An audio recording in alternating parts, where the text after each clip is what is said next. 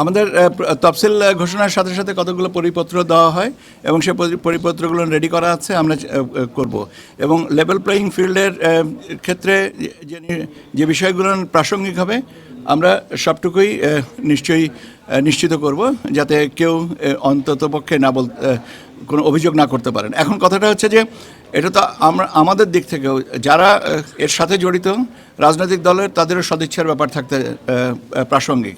আমি বিশ্বাস করি, আমি আস্থা রাখি এবং আমি এটা অত্যন্ত দৃঢ়তার সাথে বলতে পারি যে সবাই সহযোগিতা করবেন। এখন আমার আশাবাদ নিশ্চয়ই বাস্তবায়িত হবে, এইটুকুই আমি বলতে পারি।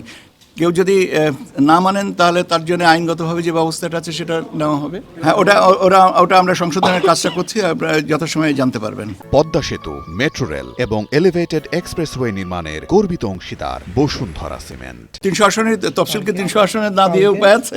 শোনেন, তফসিল তো 300 আসনেরই দেওয়া হবে, ঠিক আছে? তফসিল 300 আসনেরই দেওয়া হবে। আমি তো আপনাকে বললাম যে গাজীপুর এবং বাগেরহাট নিয়ে যে বিষয়টা আসছে সেটা নিয়ে আমরা কাজ করছি। এটা তো খুব মাননীয় আদালতের আদেশ অনুযায়ী একটা সংশোধনী এটা নেওয়া হচ্ছে। রিটার্নিং অফিসার যারা হবেন তারাই রিটার্নিং অফিসার হবেন। আচ্ছা, এটা যথাসময় পরিপত্রগুলো তো পাবেন। অগ্রিম কথাটা আমার জন্য বলা কি সহনীয়? তফসিল তো সন্ধ্যা 6টার সময় জাতির উদ্দেশ্যে ভাষণে মাননীয় প্রধান নির্বাচন কমিশনার স্যার বলবেন, তারপরে আমাকে বলেন যে তফসিল ঘোষণা হয়েছে, এটা হয়নি, তখন আমি বলতে পারি। আগে তো বলাটা কি সমীচীন? আবার এই একই তো প্রশ্ন যে তফসিল ঘোষণার পরে রিটার্নিং অফিসারদের কথাটা আসবে, আগে থেকে এই জিনিসটা আমার বলাটা উচিত না। রদবদল একটা চলমান প্রক্রিয়া, যেখানে যার যতটুকু প্রয়োজন হবে তারা করবেন।